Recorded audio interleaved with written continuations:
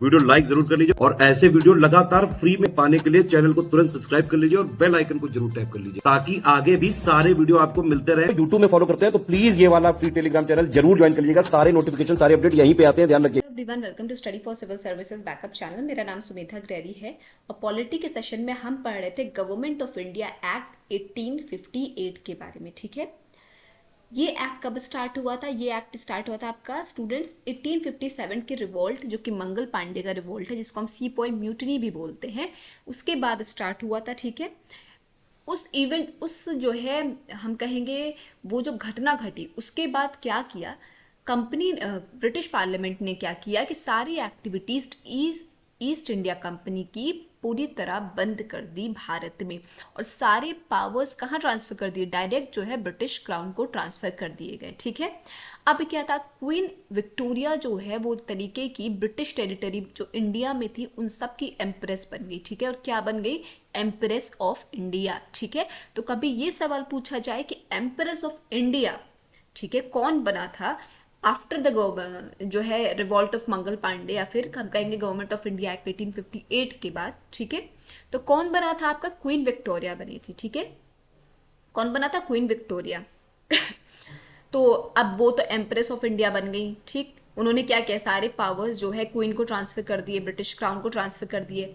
अब ये क्या हुआ कि पीएम जो थे बेंजामिन डिज़रेली, ठीक है, उन्होंने इस पूरी चीज़ को कि डायरेक्टली पावर जो है उनको मिलेगा, इसको अपोज किया, बट उनकी अपने एमपीज ने उनका साथ नहीं दिया, और ये बिल जो है हाउस ऑफ कॉमन्स में आसानी से पास हो गया। ठीक है, this act made India direct British colony. तो क्या हो गया, इस एक्ट की वजह से भारत क्या बन गया? एक तरीके से ब्रिटिश कॉलोनी बन गया। ठीक है, और इस एक्ट ने एक और चीज़ किया जो एक डॉक्ट्राइन ऑफ लैप्स था। ठीक है, डॉक्ट्रिन ऑफ लैप्स था, उसके अनुसार क्या होता था कि अगर कोई भी अडॉप्टेड सन है किसी राजा का तो उसको उसकी प्रॉपर्टी नहीं मिलती थी। ठीक है, वो प्रॉपर्टी नहीं मिलती थी, वो हायर नहीं हो सकता था, वो राजा नहीं बन सकता था, और वो क्या करते थे, पूरे राज्य को जो है जब्त कर लिया जाता था ब्रिटिशर्स द्वारा।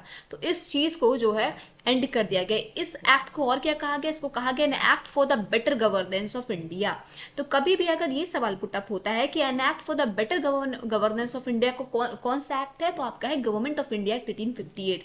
इसके तहत क्या किया गया? गवर्नर जनरल ऑफ इंडिया की पोस्ट को चेंज करके बनाया गया वाइस रॉय ऑफ इंडिया।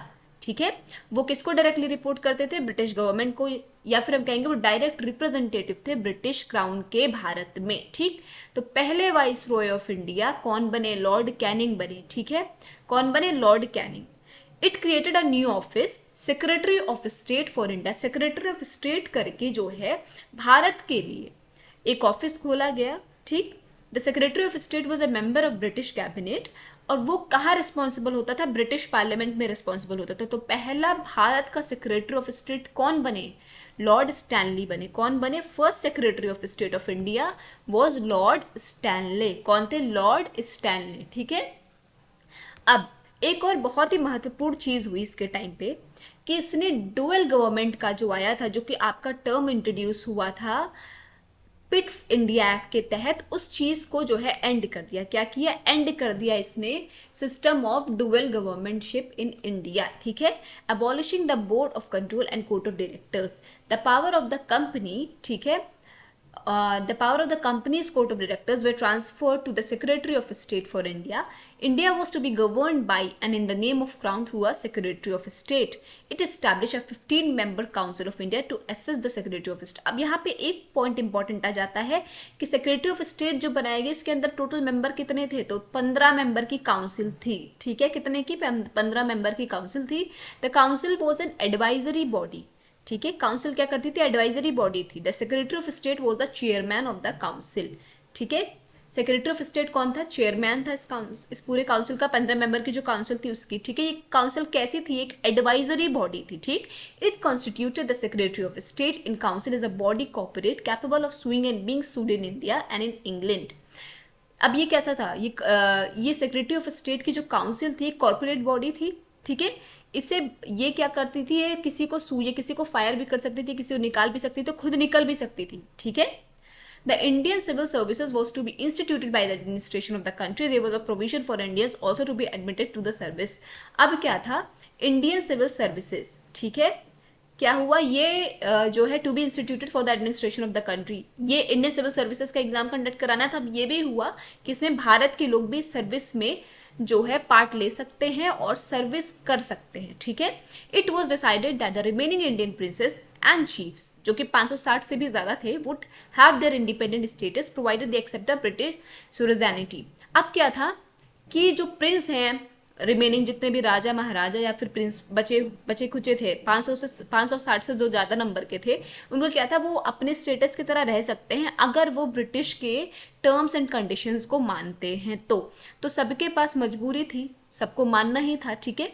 तो इसी तरीके से धीरे धीरे सबने जो एक्सेप्ट किया, किसी ने एक्सेप्ट नहीं किया तो उसको जबरदस्ती एक्सेप्ट करवाया गया, ठीक। सबने एक तरीके से सरेंडर कर ही दिया था। The act of 1858 was however largely confined to the improvement of the administrative machinery by which the Indian government was to be supervised and controlled in England. It did not alter in any substantial way the system of government that prevailed in India. अब क्या था, जिस भी तरीके से काम चल रहा था उसमें इसने कोई अल्टरेशन नहीं किया, ठीक है। The act of 1858 was largely confined to the improvement of the administrative machinery. जो जिस भी तरीके से कार्यभार चल रहा था उसमें इम्प्रूवमेंट किया इसने, ठीक है, उसमें सुपरवाइज किया है।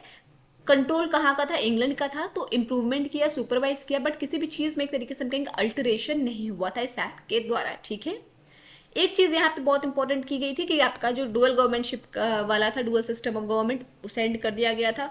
वॉइसरॉय आए, इम्प्रेस ऑफ इंडिया आए, ठीक है। ये सारी जो मुख्य इंपॉर्टेंट चीज़ें थी गवर्नमेंट ऑफ इंडिया एक्ट 1858 को लेकर हमने आज डिस्कस की है। ये एक्ट यहाँ पे समाप्त होता। आई होप आपको सेशन समझ में आया होगा। कोई भी डाउट हो तो प्लीज़ कमेंट सेक्शन में कमेंट करके ज़रूर बताइएगा। और अभी तक अगर आपने चैनल को लाइक शेयर सब्सक्राइब नहीं किया तो प्लीज़ कीजिए, बेल बटन को प्रेस करना ना भूलिए। Thank you so much for watching.